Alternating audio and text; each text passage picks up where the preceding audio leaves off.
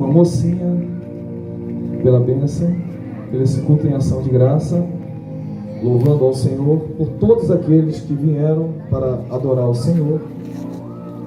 Só temos a glorificar o nome desse Deus. Capítulo de número 3. Todos encontraram? Verso de número 1 ao verso de número 10. Estarei logo, para reduzir, ganhar tempo, apenas verso 5 ao verso 10. E os homens de Nínive creram em Deus e proclamaram um jejum, e vestiram-se de pano de saco, desde o maior até o menor. Porque esta palavra chegou ao rei de Nínive, e levantou do seu trono, e tirou de si as suas vestes, e cobriu-se de pano de saco, e assentou-se sobre a cinza, e fez uma proclamação que se divulgou em Nínive, por mandado do rei de seus grandes, dizendo: nem homem, nem animais, nem bois, nem ovelhas, provem coisa alguma, nem se lhes dê pasto, nem bebam água, mas os homens e os animais estarão cobertos de pano de saco, e clamarão fortemente a Deus, e se converterão cada um do seu mau caminho, e da violência que há nas suas mãos. Quem sabe se voltará Deus, e se arrependerá, e se apartará do furor da sua ira, de sorte que não pereçamos. E Deus viu as obras deles, como se converteram do seu mau caminho, e Deus perdoou esse povo. Por favor, esteja com a Bíblia aberta. Estarei apenas em alguns minutos.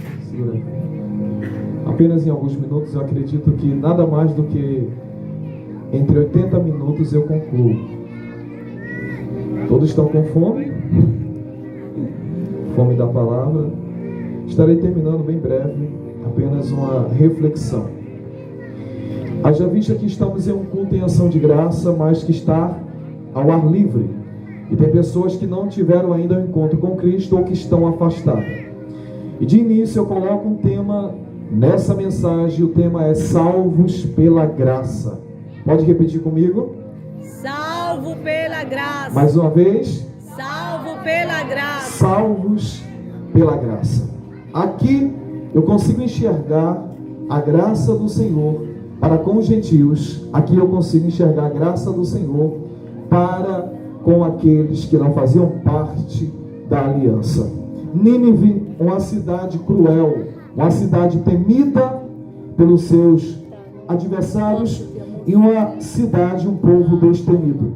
Era um povo tão cruel e tão sanguinário, a ponto de pegar uma mulher grávida, retirar da sua barriga aquela criança e colocar um gato selvagem e costurar a barriga da mulher. Assim a história nos conta. Essa cidade era uma cidade de comprimento de 30 quilômetros por largura de 20. E, segundo a história, diz que 30 metros tinha o seu muro cercando aquela cidade. Uma fortaleza. Segundo a história, vai dizer que tinham entre 1.500 a 1.000, entre 1.400 a 1.500 torres cercando toda a cidade. Era um povo destemido, era um povo cruel, era um povo sem Deus, era um povo iníquo, era um povo que não adorava o único Deus, era um povo politeísta, que adorava muitos deuses.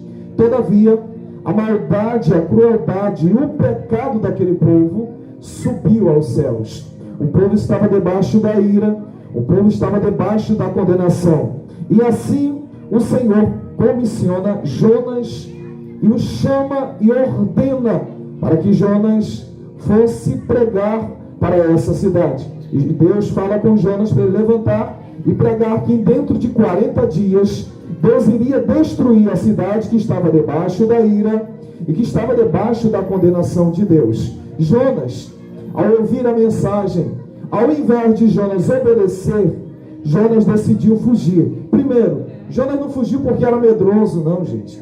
Jonas não fugiu porque era covarde.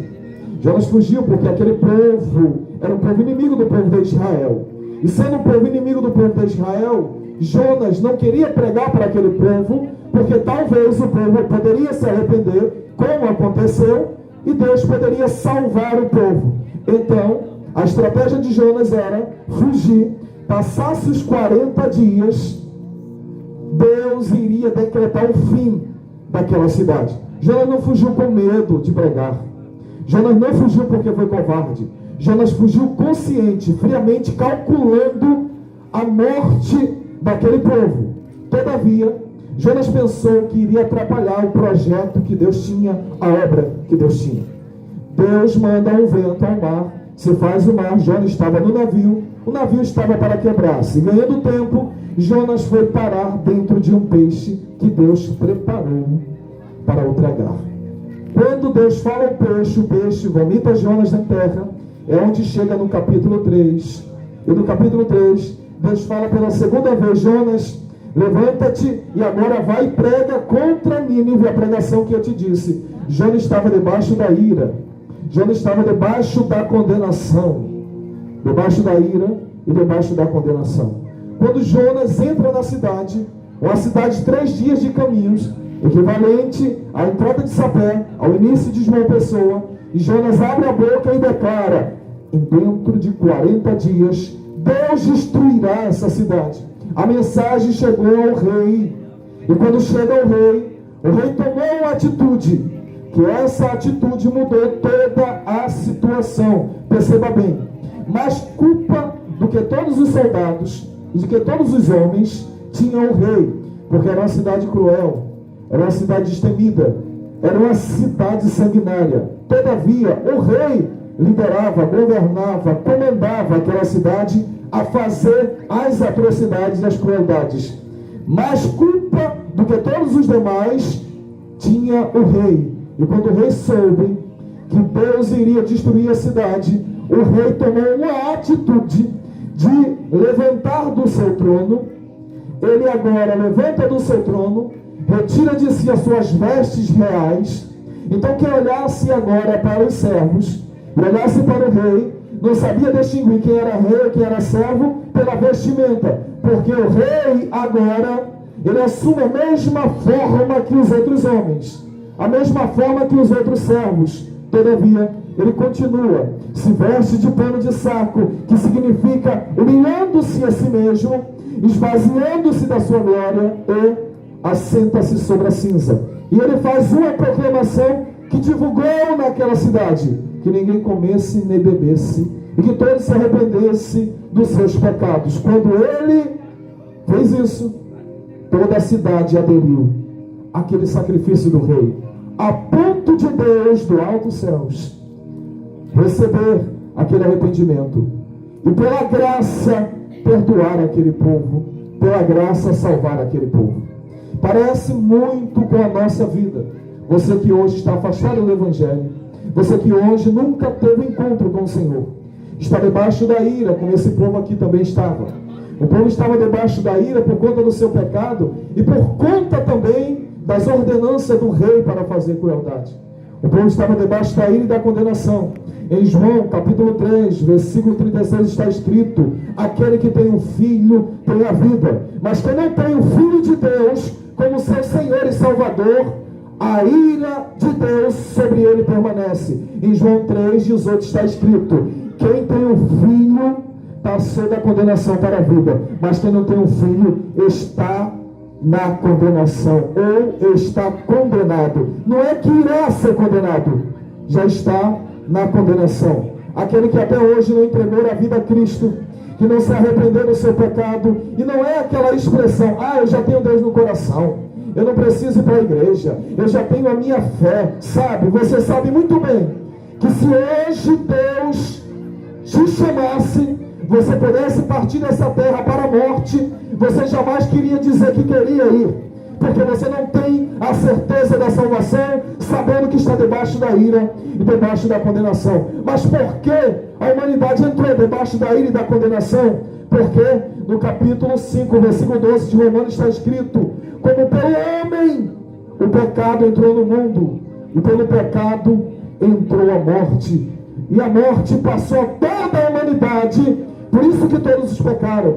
Ainda se você nasceu, nunca bebeu, nunca fumou, nunca se prostituiu, nunca mentiu, nunca roubou. Mas se você não entregar a vida a Jesus, no máximo você alcançará um título de ótimo cidadão dessa terra, mas nunca alcançará um título de cidadão do céu. Mas aquele que um dia talvez bebeu, fumou, cheirou, roubou, fez toda a atrocidade, mas antes de morrer recebeu o Filho de Deus como Senhor, Salvador da sua vida, embora que ele não tenha o título de um belo cidadão nessa terra, mas ele tem o título de cidadão do reino dos céus. Glória a Deus.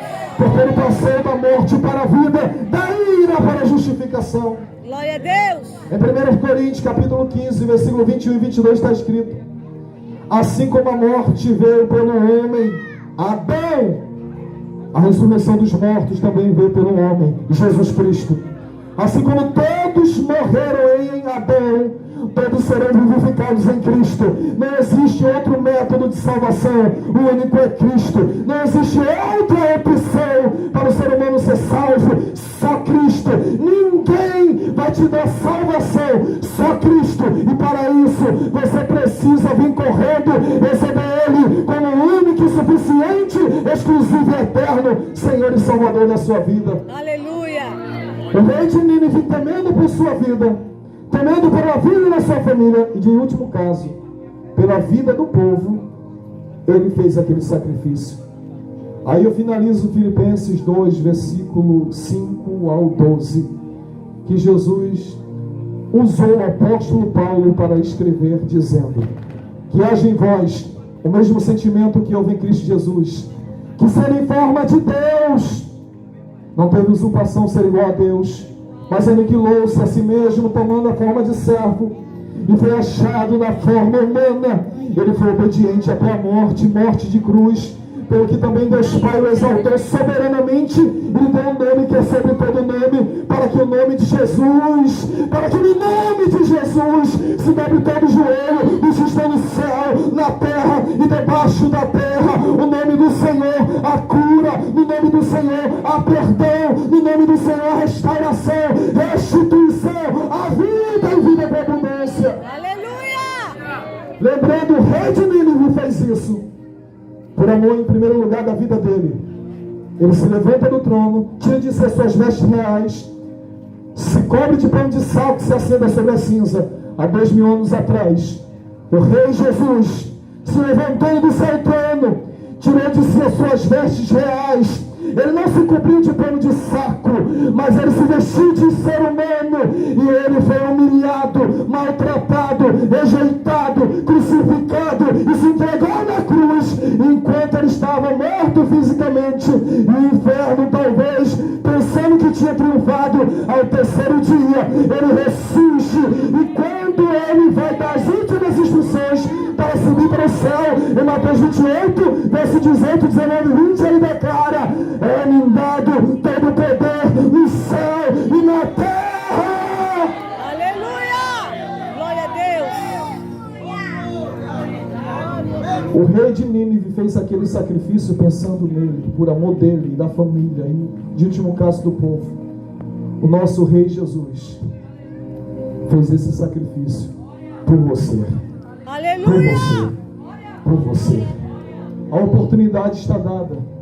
Você tem a oportunidade de entregar a vida a Cristo e receber a salvação, ter uma vida liberta, transformada e salva em Cristo Jesus. Por isso que no capítulo 24 de Lucas, versículo 44 ao 48, Jesus disse: era necessário que ele tivesse padecido, mas ao terceiro dia ressuscitasse, e em seu nome pregasse o arrependimento e a remissão do pecado. Esse Jesus te oferece perdão, transformação e salvação. Foi ele que declarou em capítulo 14, versículo 6 de João: eu sou o caminho, a verdade e a vida. E em João 10, 9 ele disse: eu sou a porta da salvação. Em João 10, 11 ele disse: eu sou o bom pastor. Em João 8, 12 ele disse: eu sou a luz do mundo. Ele é a videira verdadeira, ele é o legislador, resgatador, libertador, ele é o reconciliador, alfa, ômega vida, princípio e o fim, o Deus que é, que era e que há de vir. Aleluia! Que você hoje se renda, que você hoje se arrependa, que você hoje seja tocado. A salvação é tão fácil que só se o ser humano for culpado é que pode perder ela. Você não precisa se vestir de pano de saco. Você não precisa sentar sobre as cinzas. Você não precisa ser crucificado, porque Jesus assumiu o nosso erro, a nossa culpa, o nosso pecado, e na cruz Ele declarou que estava consumado, e hoje Ele te oferece salvação de graça,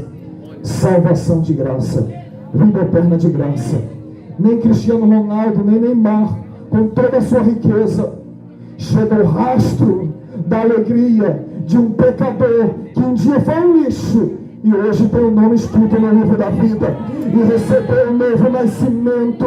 A igreja, louva o Senhor pela salvação, louva o Senhor pelo nome escrito no livro da vida. Nós não estamos aqui por causa da nossa cor, por causa da nossa eloquência, sabedoria, inteligência. Nós estamos aqui pela graça. É por isso que declaramos: somos salvos pela graça. Eu não merecia ser salvo, mas a graça me alcançou. Nós não merecíamos sermos salvos, mas a graça nos alcançou. Aleluia! E eu ouço alguém dizer lá, um dia desse alguém me disse: tá vendo esse aí passando? E alguém me contou, tá vendo? Ele fez isso, deu tiro, ele foi preso, falando comigo, eu não me envergonho, fui, tive tudo isso. Agora só sabe dizer o que eu fui, o que eu sou pertence a uma nova página dentro do reino dos céus, porque a graça alcança o pecador, transforma e faz dele um homem de Deus. Glória a Deus! Convido a todos a se colocar de pé. Jesus, teu nome é poder. Jesus, o teu nome é a vida. Jesus, o teu nome é a restauração. Declara comigo: salvos pela graça. Salvos pela graça.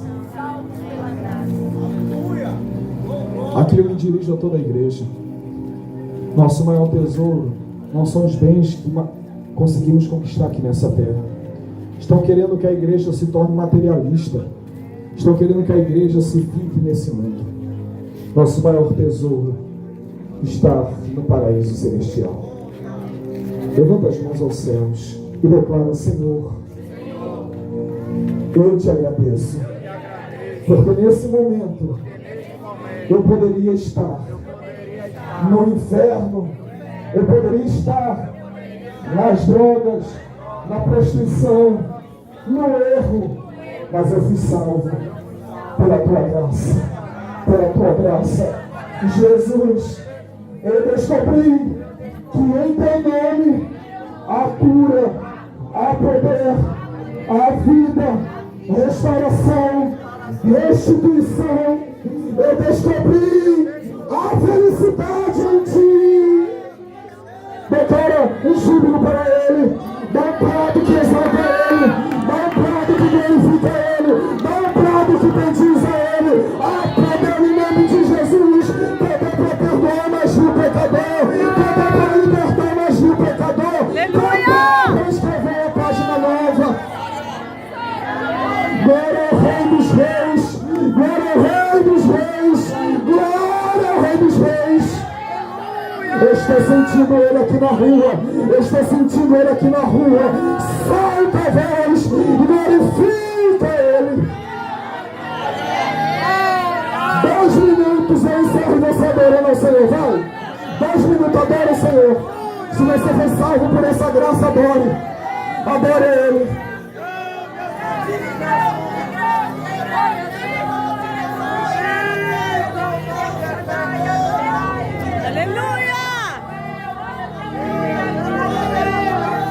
Ai, a contemplação do terreno.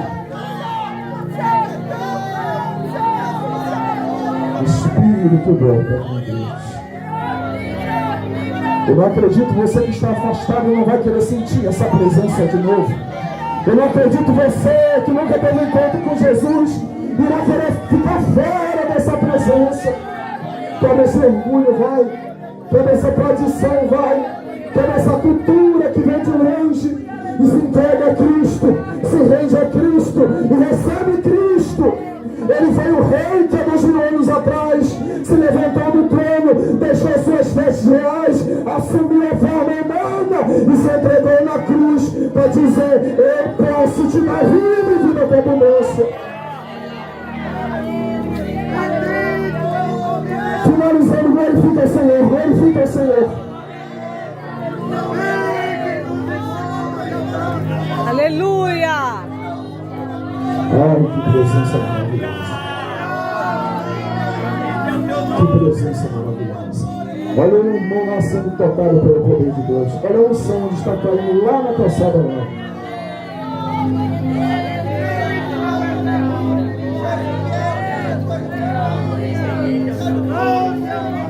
Precioso Jesus. Precioso Jesus. Olha, por onde? Ai, chegou.